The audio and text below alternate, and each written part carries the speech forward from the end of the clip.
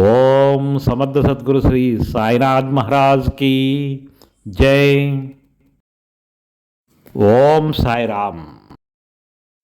శ్రీ సాయినాథాయ నమః. శ్రీ సాయి సచ్చరిత్రము 46వ అధ్యాయం. ప్రస్తావన. గయాయాత్ర, 2 మేకల కథ. ఈ అధ్యాయంలో శ్యామ కాశీ, గయా, ప్రయాగ యాత్రలకు వెళ్ళుట, బాబా ఫోటో రూపమున నతని కంటే ముందే వెళ్ళుట చెప్పెదము. బాబా 2 మేకల పూర్వజన్మ వృత్తాంతమును జ్ఞప్తికి తెచ్చుట కూడా చెప్పెదము. ప్రస్తావన. ఓ సాయి, నీ పాదములు పవిత్రములైనవి. నిన్ను జ్ఞప్తి అందించుకునుట మిగుల పావనము. కర్మబంధముల నుండి తప్పించు నీ దర్శనము కూడా మిక్కిలి పావనమైనది. ప్రస్తుతము నీ రూపం అగోచరమైనప్పటికీ భక్తులు నీ అందే నమ్మకముంచినచో వారు నీవు సమాధి చెందకముందు చేసిన లీలలను అనుభవించెదరు. నీవు కంటి కనపడని చిత్రమైన దారముతో నీ భక్తులను దగ్గర నుండి గాని ఎంతో దూరము నుండి గాని ఈడ్చెదవు. వారిని దయగల తల్లివలే కౌగులించుకొనెదవు. నీవెక్కడనున్ననో నీ భక్తులకు తెలియదు. కానీ నీవు చతురతతో తీగలను లాగుటచే వారు వెనకనే నిలబడి తోడ్పడుచున్నావని తొట్టతుదకు గ్రహించెదరు. బుద్ధివంతులు, జ్ఞానులు, పండితులు అహంకారముచే సంసారమనే గోతిలో పడెదరు. కానీ నీవు నీ శక్తి వలన నిరాడంబర భక్తుల రక్షించెదవు. ఆంతరికముగాను అదృశ్యముగాను ఆటంతయును నాడెదవు. కానీ దానితో నీకెట్టి సంబంధము లేనట్లు కనిపించెదవు. నీవే పనులన్నీయును నెరవేర్చున్నప్పటికీ ఏమీ తెలియని వాని వలె నటించెదవు. నీ జీవితము నెవరు తెలియజాలరు. కాబట్టి మేము పాపముల నుండి విముక్తి పొందుట ఎట్లన శరీరమును, వాక్కును, మనస్సును నీ పాదములకు సమర్పించి నీ నామమునే జపించవలెను. నీ భక్తుల కోరికలను నీవు నెరవేర్చెదవు. ఎవరికైతే కోరికలుండునో అట్టి వారికి నీవు బ్రహ్మానందమునిచ్చేదవు. నీ మధురమగు నామము జపించుటయే భక్తులకు సులభ సాధనము. ఈ సాధనము వల్ల మన పాపములు, రజస్తమో గుణములు నిష్క్రమించును. సాత్విక గుణములు, ధార్మికత్వము ప్రాముఖ్యము వహించును. దీనితో నిత్యానిత్యములకు గల భేదము, నిర్వ్యామోహము, జ్ఞానము లభించును. మనమట్టి సమయమందు గురువునే అనగా ఆత్మనే అనుసంధానము చేసేదము. అది గురువునకు సర్వస్వ శరణాగతి. దీనికి తప్పనిసరి ఒకే గుర్తు: మన మనస్సు నిశ్చలము, శాంతము నగుట. ఈ శరణాగతి గొప్పదనము. భక్తి, జ్ఞానములు విశిష్టమైనవి. ఎందుకనగా శాంతి, అభిమాన రహస్యము, కీర్తి, తదుపరి మోక్షము ఒకటి వెనక ఇంకొకటి వెన్నంటి వచ్చును. ఒకవేళ బాబా ఎవరైనా భక్తుని ఆమోదించినచో రాత్రింబవళ్ళు అతన్ని చెంతనే ఉండి ఇంటి వద్దను గాని దూరదేశమును గాని వానిని వెంబడించుచుండును. భక్తుడు తన ఇష్టము వచ్చిన చోటనకు పోనిమ్ము. బాబా అచట భక్తుని కంటే ముందు పోయి ఏదో ఒక ఊహించరాని రూపము నుండును. ఈ దిగువ కథ దీనికి ఉదాహరణము. గయాయాత్ర. బాబాతో పరిచయం కలిగిన కొన్నాళ్ల తర్వాత కాకాసాహెబ్ తన పెద్ద కుమారుడు బాబు ఉపనయనమునకు నాగపూర్లో చేయ నిశ్చయించెను. సుమారదే సమయమందు నానాసాహెబ్ చందోర్కరు తన పెద్ద కుమార్ని వివాహము గ్వాలియర్లో చేయ నిశ్చయించుకొనెను. కాకాసాహెబ్, నానాసాహెబ్ చందోర్కర్లిద్దరును షిర్డీకి వచ్చి బాబాను ప్రేమతో ఆ శుభకార్యములకు ఆహ్వానించిరి. శ్యామను తన ప్రతినిధిగా తీసుకుని వెళ్ళుడని బాబా నుడివెను. తామే స్వయంగా రావాల్సిందని బలవంత పెట్టగా బాబా వారికి శ్యామను తీసుకుని పోవలసిందని, కాశీ, ప్రయాగ యాత్రలు ముగిసరికి నేను శ్యామ కంటే ముందుగా గయాలో కలిసికొనిదనని చెప్పెను. ఈ మాటలు గుర్తుంచుకొనవలెను. ఎలా అవి బాబా సర్వవ్యాప్తి అని నిరూపించును.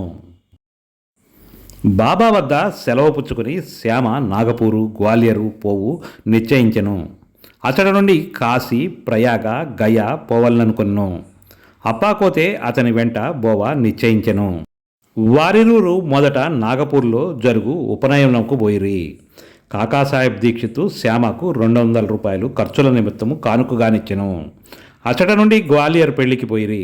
అచట నానాసాహెబ్ చందోర్కరు శ్యామకు 100 రూపాయలను, అతడి బంధువు జటారు 100 రూపాయలను ఇచ్చిరి.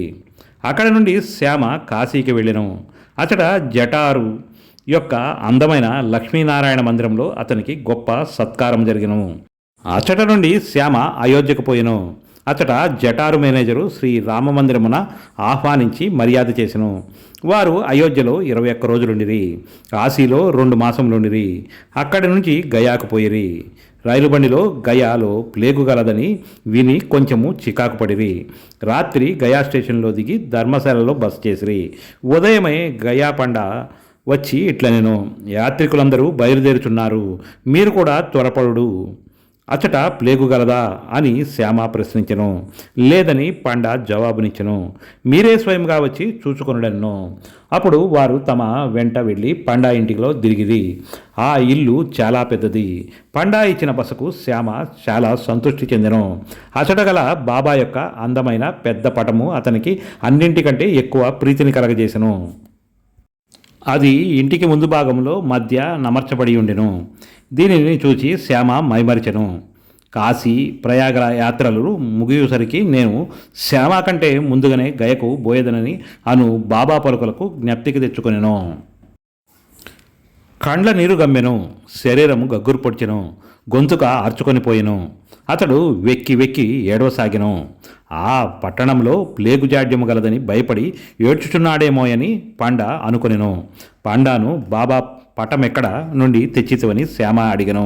పండ తన ప్రతినిధులు 200-300 మంది మన్మాడులోను పుడతాంబేలోను గలరనియు, వారు గయాకు పోయే యాత్రికుల మంచి చెడ్డలు చూచెదరనియు, వారి వల్ల బాబా కీర్తిని విని బాబా దర్శనమునకు 12 ఏండ్ల క్రిందట చేసిదననియు చెప్పెను. షిరిడిలో శ్యామ ఇంటిలో వేలాడుచున్న బాబా పటమును చూచి దాని నిమ్మని కోరితిననియు, బాబా అనుజ్ఞ పొంది శ్యామ దానిని తనకిచ్చిననియు చెప్పెను. శ్యామ పూర్వము జరిగినదంతయు జ్ఞప్తికి తెచ్చుకొనెను.